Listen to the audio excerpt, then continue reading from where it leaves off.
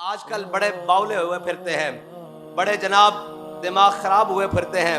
کل وہ ایک جس کو جیسے شیطان کو جنت سے نکالا گیا تھا تو وہ آج تک فتنے کر رہا ہے. ایک کو وزارت عظمیٰ کی کرسی سے نیچے اتارا گیا ہے, وہ آج تک فتنے کر رہا ہے. وہ کہتے ہیں چے نسبت خاک راب عالم پاک, تیری کسی چیز کو بھی اس سے نسبت نہیں ہو سکتی. تو نے جو الفاظ دہرائے ہیں کہے ہیں, میں ان کو دہرا رہا ہوں کہ جناب وہ حضور کے زمانے میں جیسے مشرکین ایک طرف ہو جاتے تھے اور ان کے بچے اور عورتیں حضور کا کلمہ پڑھ لیتی تھیں. اوے میں تجھے بتاتا ہوں حضور کے زمانے میں کیا ہوتا تھا. حضور کے زمانے میں اگر کسی نے حضور کے خلاف بات کی اور عمیر بن عدی اسے قتل کر کے آئے تو اس کو جہازوں میں بٹھا کر باہر کے ملک نہیں بھیجا جا سکتا, بلکہ میرے آقا و مولا نے حضرت عمر نے فرمایا یہ دیکھو یہ نابینا حضور کی محبت میں کتنا آگے بڑھ گیا ہے. تو میرے آقا و مولا نے فرمایا اے عمر اسے نابینا نہ کہو, یہ تو اللہ اور اس کے رسول کی محبت میں اس سے زیادہ دیکھنے والا اور کون ہے. یہ تھی وہ باتیں جو تو کہتا ہے تیرے دور میں تو جناب میرے آقا و مولا نے فرمایا بلاد عرب سے تمام مشرکین کو نکال دینا ہے, یہاں کوئی مشرک نہ ٹھہرے, یہ بلاد عرب سے ساروں کو نکال دینا ہے.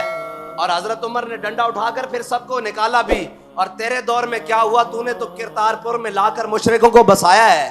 تو کہتا ہے تیرا دور اس دور سے نسبت, باز آ جا اپنی زبان, بلکہ تیری زبان ہی اس لائق نہیں کہ تو ان پاکان امت کا نام لے اور اس وقت کا نام لے جس سہانی گھڑی چمکا طیبہ کا چاند. وہ اتنی پاک گھڑیاں جس میں میرے آقا و مولا صلی اللہ علیہ وسلم اس دنیا میں تشریف لائے, پھر میرے آقا و مولا صلی اللہ علیہ وسلم نے ساری زندگی بسر کی. اس وقت سے بھی کائنات کے کسی وقت کو نسبت نہیں ہو سکتی. تو کہتا ہے میرا دور میں وہ ہو رہا ہے, تیرے دور میں تو یہ ہو رہا ہے کہ جناب اس وقت میں مسجدوں میں ساری رات صحابہ بیٹھ کر اللہ اللہ کرتے تھے, اور تیرے دور میں مسجدوں میں لڑکیاں ناچی ہیں. تیرے دور سے اس دور کو کیا نسبت. اور تو کہتا ہے وہ دور تو وہ تھا جب حضرت ابوبکر صدیق حضرت اسامہ بن زید کو خود روانہ کر رہے تھے اور حضرت خالد بن ولید کو خود روانہ کیا. فرمایا ساری جنگیں چھوڑ دو, ادھر جناب کیسر و کسرا کے ساتھ جنگیں لگی ہوئی ہیں, ان کی فوجیں بارڈر کے اوپر آئی ہوئی ہیں. حضرت ابوبکر صدیق نے فرمایا ساری باتیں پیچھے, پہلے منکرین ختم نبوت کا قلعہ کما کرو. اور تو وہ شخص ہے جو جناب پاسپورٹ کے اندر ترمیم کر کے, اور تیری کابینہ نے اور تیری وزارت کے اندر لوگوں نے یہ کہا کہ قادیانیوں کو وہی حقوق ملنے چاہیے جو اقلیتوں کو حقوق میسر ہے. تجھے اس بات سے کیا نسبت ہو سکتی ہے. لیکن افسوس کہ ہم کس دور میں جی رہے ہیں جس دور میں دجال کی ایک صفت عمران خان کی شکل میں ہمارے دور میں موجود ہے.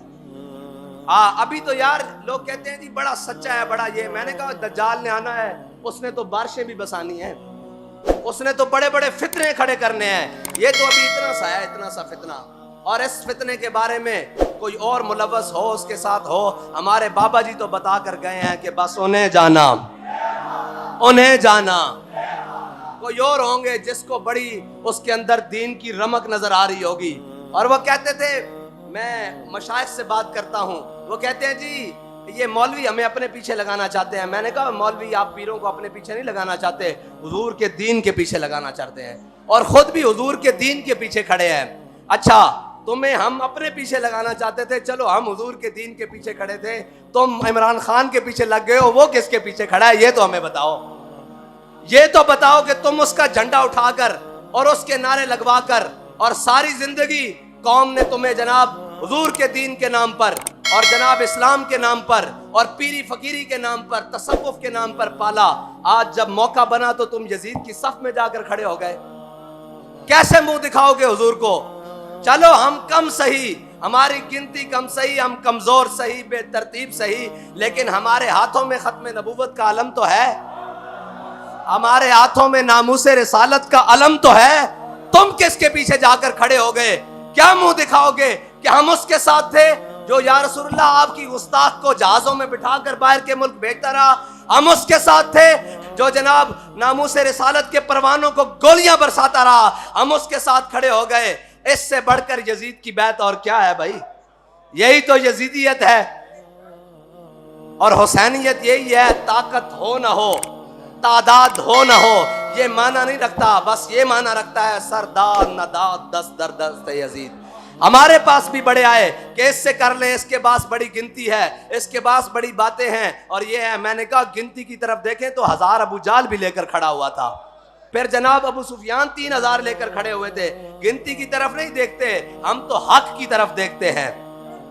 اور بابا جی پڑھتے تھے, اے حب وطن ساتھ نہ تو یوں سوئے نجف جا, اے حب وطن ساتھ نہ تو یوں سوئے نجف جا, ہم اور طرف جاتے ہیں تو اور طرف جا.